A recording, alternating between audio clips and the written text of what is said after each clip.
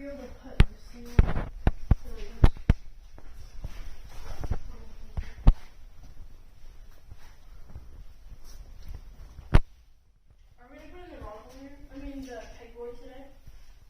don't see why not. I think it'd be a good spot up there.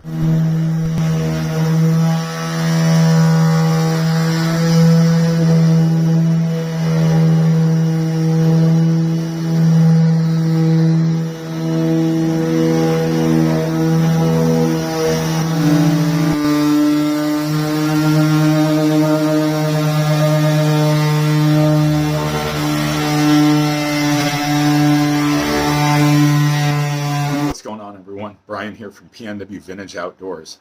We're in the throes of winter. It's cold out. It's wet out. Rivers are blown. There's no fish to be had anywhere at the current moment, but we have lots of cool projects we can work on. An example of that is what you just saw in that first sequence. My friend Steve got a boat from his dad, a 1991 Don Hill wooden drift boat. Now, I'm going to be documenting all of the minor restoration and work on this boat, putting it out there on this channel so that you guys can see a good way to spend your winter.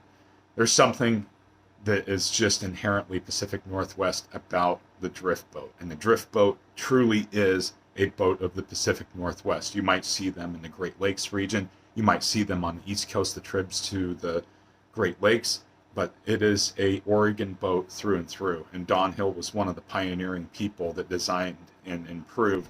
So this is my drift boat. It is based on that Mackenzie River drift boat style. This is a 16-foot Clackacraft WF-16, and it's a great boat.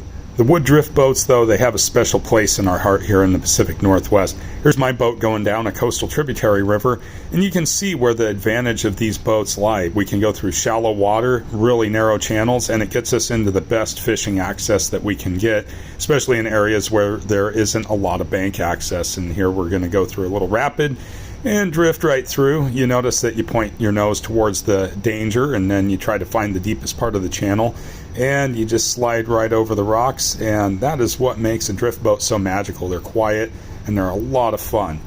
Definitely a great way to get around the river for sure, and it's going to be a lot of fun to do this in a wood drift boat.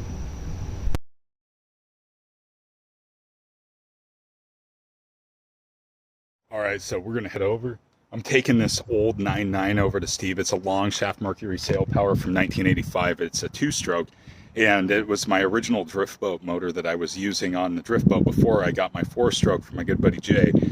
My buddy Steve here, he's going to actually do a little bit of work on this and clean it up, but it's going to match the era of his boat really well. It's going to be almost dead on to what you would see out there floating down the river on the coast or running one of the valley rivers or tribs or something like that. But pretty cool motor, all in all. I mean, they were originally built for a sailboat, but because they're a long shaft, they work great on a drift boat. So it's going to be a lot of fun to take this over there and drop it off. He's a major gearhead, so he loves this stuff. All right, we got the motor over here at Steve's place now.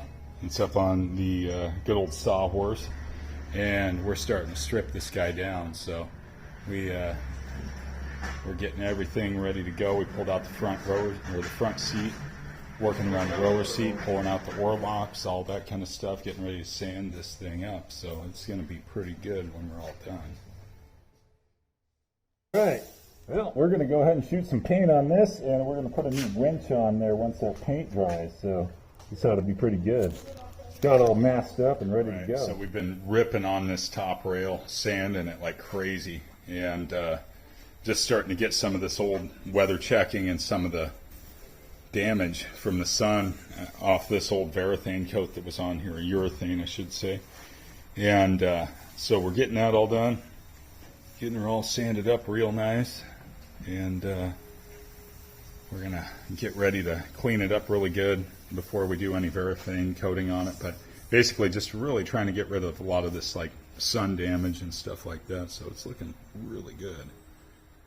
It's coming along real good now.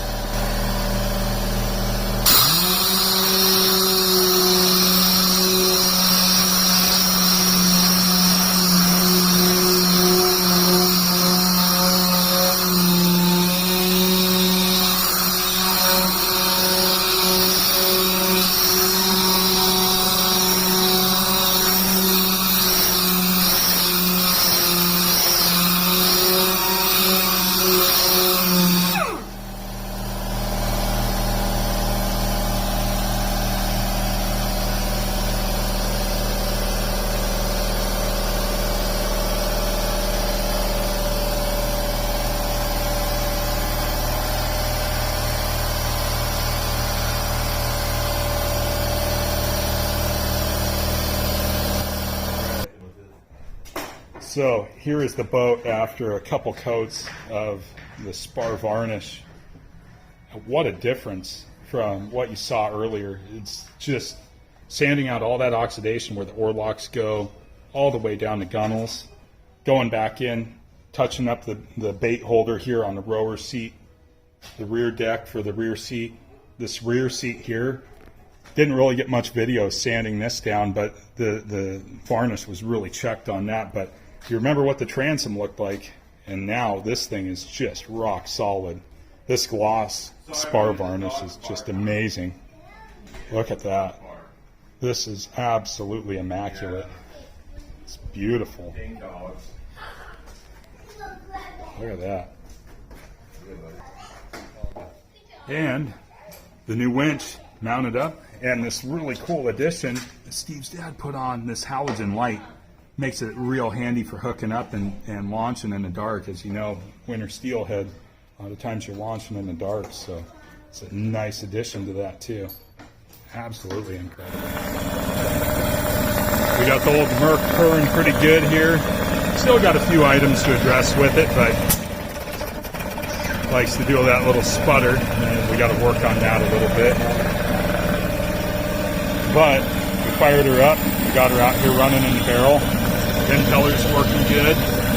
Sounding pretty good. Idle. Turn up the idle a little bit. Probably got a few adjustments to make on that. All in all, not running bad. All right, we dropped the line deck in, casting stand, front bench seat. We're getting pretty excited about this one. Testing out the Bluetooth speaker back there, of course. Look at that. It's just the artistry that goes into the wood. Super cleaned up and everything reinstalled. Really excited to have the motor run too. After a couple of days of curing and drying up, drop the oars in. This guy's looking pretty official and ready to go. Very cool.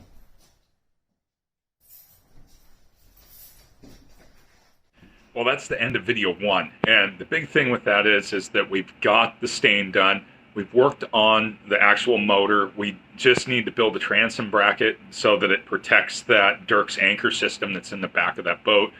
And then we'll put the motor on. Then we're going to take it to still water and test it out first, make sure the floor is good, everything else. So this boat is pretty much ready to go in the water with the exception of a couple different things.